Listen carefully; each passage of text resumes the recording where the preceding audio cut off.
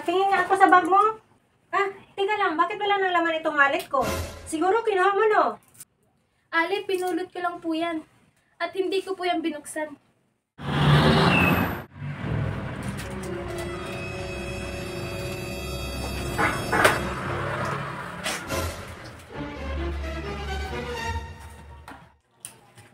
Ali, yung wallet niyo po nalaglag. Ali, yung wallet niyo po nalaglag. Ay, oo nga, akin yan. Ali, ito po. Maraming salamat sa iyo, ha. Siguro kung ibang tao nakakita nito, sigurado ako hindi na ito maibabalik. May laman pa naman tong 1,000 at tig-20. Walang anuman po, Ale. Ginawa ko lang naman po yung tama.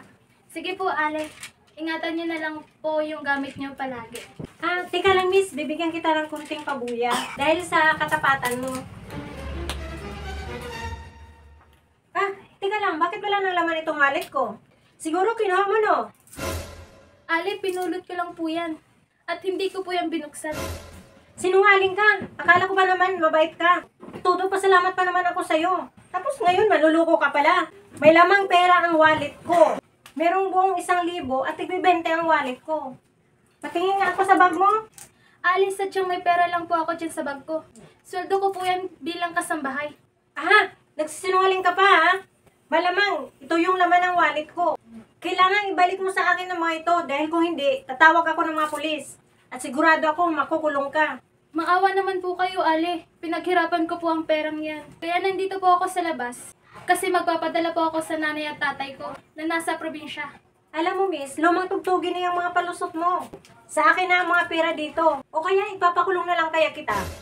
Sige po, kung yan po talagang kagustuhan nyo, ang perang ako naman talaga ang naghihirap. Sa inyo na po ang lahat ng yan. Ah, miss, sa'yo talaga ang pera na yan. Ali, ano pong ibig sabihin nito? Ang lahat ng mga ito ay isang social experiment. Isa akong vlogger. At gumawa kami ng content na ganito ang sitwasyon. Ang laglag wallet. At kung ano ang gagawin, at kung sino man ang makapulot na ito. Sorry po, miss, naabala ka namin. Ganon pa man, sana maging aral ito sa'yo. Pag ganon ang sitwasyon na may nalaglag na wallet, sa sinundan mo na tao, huwag mong pulutin.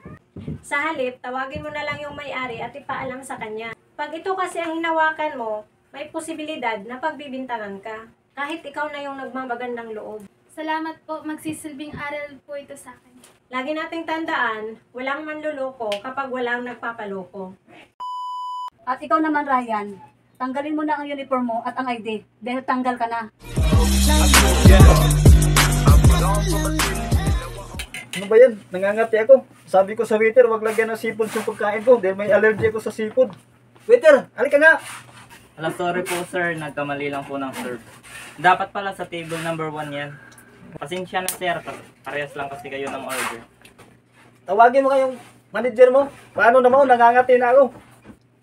Okay sir, saglit lang po, tawagin ko lang po yung manager. Manager, nagkamali ng serve yung waiter mo. Ang sabi ko, manager, wag lagyan ng seafood yung order kong pagkain kasi may allergy ako sa seafood.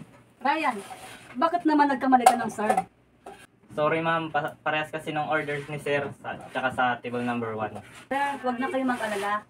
At ngayon, agad kitang ipapadala sa pinakamalapit na ospital. Sagot na namin ang lahat ng gastusin mo. Hanggang sa kayo ay gumaling. At ikaw naman, Ryan, tanggalin mo na ang uniform mo at ang ID dahil tanggal ka na. Pero madam, baka pwede mo pa akong bigyan ng isa pang pagkakataon. Kakagraduate ko lang sa kursong ko. At kailangan ko lang po ng pera. Para mabayaran ko yung taong hiniraman ko. Para ako makapag-aral at makapag-graduate. Ryan, pasensya ka na kasi nakapag-desisyon na ako. Tanggal ka na. Ang sakit naman nangyari sa akin. Kakampisa ako nga lang sa trabaho. Hindi pa nga ako nakasahod, matatanggal. Ryan, isa rin ako sa customer dito. At narinig kita kanina, graduate ka ng Coke. Tamang-tama, magbubukas rin ako ng restaurant. At kailangan kita bilang manager. Madam, maraming salamat po. Ang bait talaga ng tadhana. Kaya pala ako natanggal doon para sa mas ikakabuti pa ng buhay ko. Sir Victor, yung allergy niyo po, isang oras lang mawawala na yan. Kaya lang, meron akong bad news. Ayon sa pa-examine ko sa dugo ninyo, take kami na malubhang karamdaman niyo. Pag ito hindi naagapan, magiging malalang cancer. Dok, Paano nangyari yun? Ang lakas-lakas mo, oh. Sir Victor, buti na lang nagka-allergy kayo. Dahil nagkamali yung waiter sa pagbigay ng pagkain sa inyo. At dahil sa pangyayari yun, maaga natin nalaman na magiging sakit niya. Ang good news nito, makukuha pa natin to sa gamot. Ha?